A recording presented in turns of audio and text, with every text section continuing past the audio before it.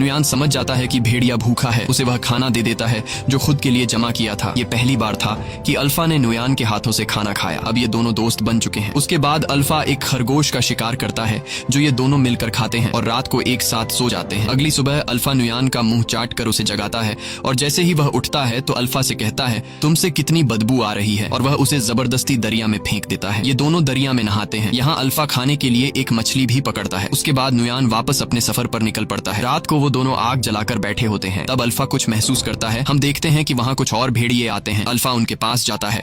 दरअसल यह अल्फा का परिवार है। नुयान समझ जाता है। वह उसे कहता है कि तुम्हें अपने परिवार के साथ जाना चाहिए और भेड़िया उनके साथ चला जाता है। अगली सुबह नुयान फिर अपने सफर पर निकल पड़ता है। अब ठंड बढ़ चुकी होती है।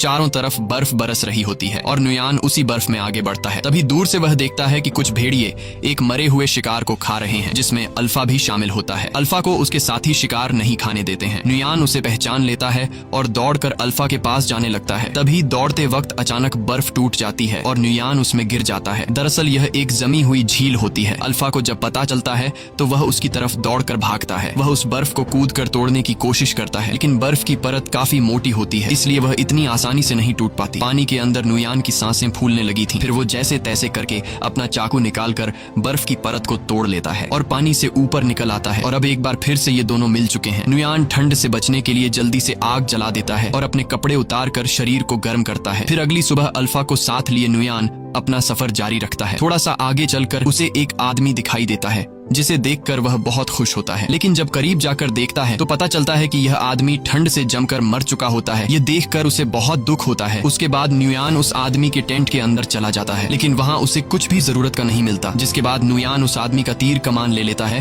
और आगे बढ़ने लगता है। तभी वह देखता है कि उनके पीछे लगड़बग्घे उनका शिकार करने के लिए आ रहे हैं। वो दोनों अपनी जान बचाने के लिए दौड़ने लग जाते हैं और एक गुफा में घुस जाते हैं। वो लगड़बग्घों से तो बच जाते हैं, लेकिन अब वो उनसे भी खतरनाक जानवर के घर में घुस गए थे। दरअसल यह गुफा एक ब्लैक पैंथर की होती है। तभी ब्लैक पैंथर नुयान पर हमला कर देता है, लेकिन उससे पहले कि वो नुयान तक पहुंचे अल्फा उस पर हमला कर देता है। जब वो दोनों लड़ रहे होते हैं तो इस बीच नुयान अल्फा को कमजोर देखकर ब्लैक पैंथर को तीर मार देता है, जिससे वो मर जाता है। अल्फा बच तो गया था, लेकिन ब्लैक पैंथर से लड़ते लड़ते कई सारी चोटें आई थी। इसके बाद नुयान अल्फा के जख्मों पर मरहम लगाता है और उसकी जान बचाने के लिए उसका शुक्रिया अदा करता है और उससे कभी न छोड़ने का वादा करता है। अगली सुबह एक बार फिर से वो दोनों अपने सफर को जारी रखते हैं। कई मील सफर करने के बाद आखिरकार नुयान को वो समाधि मिल जाती है जो उनके पूर्वजों ने बनाई थी। उसे देखकर वो बहुत खुश हो जाता है और उसे पता चलता है कि वो अब तक सही रास्ते पर चल रहा था। अब वो अपने कबीले से ज्यादा दूर नहीं, जल्द ही वो अपने कबीले के पास पहुंच जाएगा। तो अब फिर से सफर जारी रखता है, लेकिन थोड़ी दूर जाने के बाद अल्फा गिर जाता है। कमजोरी और जख्मों की वजह से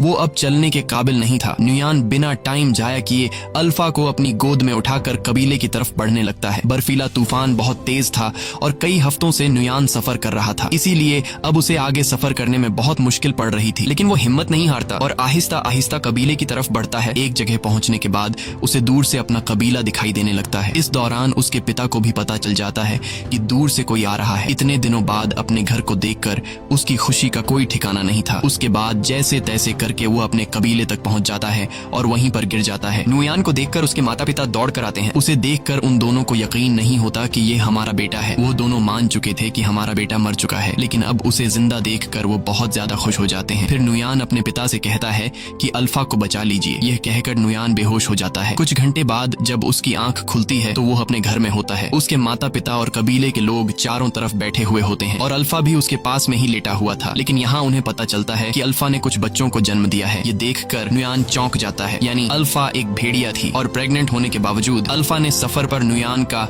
एक एक कदम पर साथ दिया। ये देखकर नुयान उसे अपने गले लगाता है और दिल ही दिल में उसका शुक्रिया अदा करता है। अब कहानी के एंड में हम देखते हैं कि कुछ हफ्ते बीतने के बाद अल्फा के बच्चे अब काफी बड़े हो चुके हैं। यह एक नए दौर की शुरुआत होती है। यहाँ इंसानों ने जानवरों से भी दोस्ती करना शुरू कर दी है। आखिर में यह दिखाया जाता है कि नुयान कई मुश्किलें झेलने के बाद आखिरकार घर पहुंच गया और अब अल्फा और उसके बच्चे भी उसके साथ थे। इसी के साथ कहानी खत्म हो जाती है।